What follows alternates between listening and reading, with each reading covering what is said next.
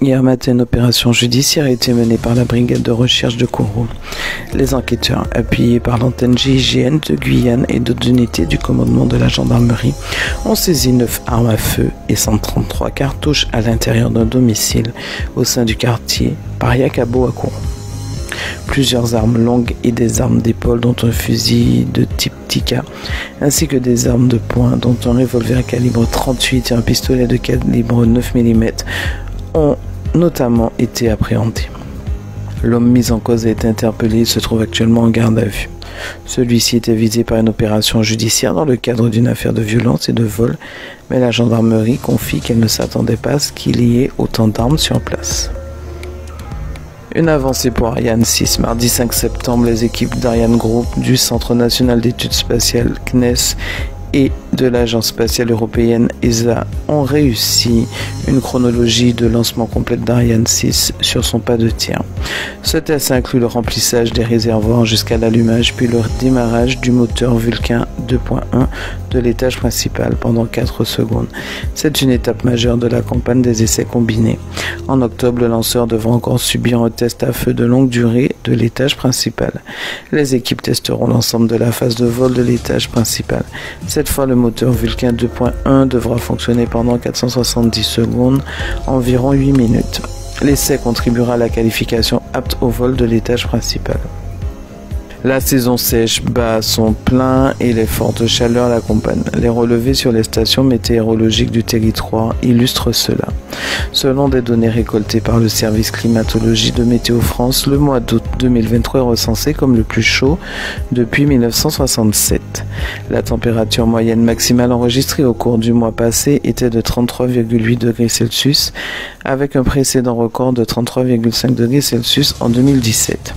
Pour ce qui est de la température maximale quotidienne sur une journée, les stations de Saint-Georges, Maripasoula et Camopi relèvent chacune un nouveau record, respectivement 36,3, 36,7 et 37,1 degrés Celsius. Ces tendances sont influencées par les effets combinés du phénomène El Niño, assèchement et plus forte chaleur en Guyane, et du dérèglement climatique.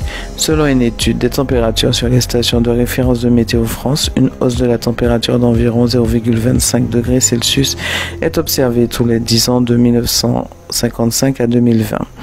Selon ce modèle, la température en Guyane a augmenté de 1,59 degrés Celsius en 65 ans et cela devrait continuer dans ce sens, conclut le service climatologique. Du jeudi 28 septembre au lundi 30 octobre 2023, il vous sera impossible de traverser la frontière entre la Guyane et le Suriname par le bac La Gabrielle. La raison invoquée, des travaux d'entretien de reconditionnement de la coque. Il s'agit d'un chantier habituel qui s'effectue tous les 2 ans. Le ponton flottant à Albina est toujours dégradé et ne sera donc pas concerné par ces travaux. Le magazine France Football a dévoilé les nommés pour la prochaine cérémonie du Ballon d'Or qui aura lieu le 30 octobre au Théâtre du Châtelet à Paris.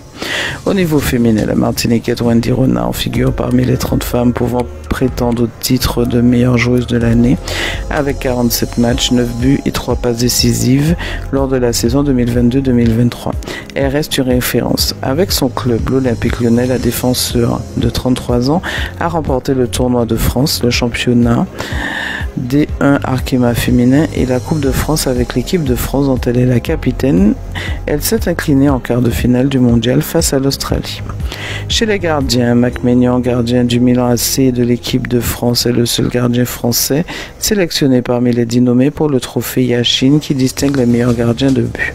Pour la saison 2022-2023, le portier a disputé 33 matchs, a encaissé 27 buts et réalisé 14 clean sheets et une passe décisive. Le Guyanais a terminé 5e du classement du trophée Yashin en 2022.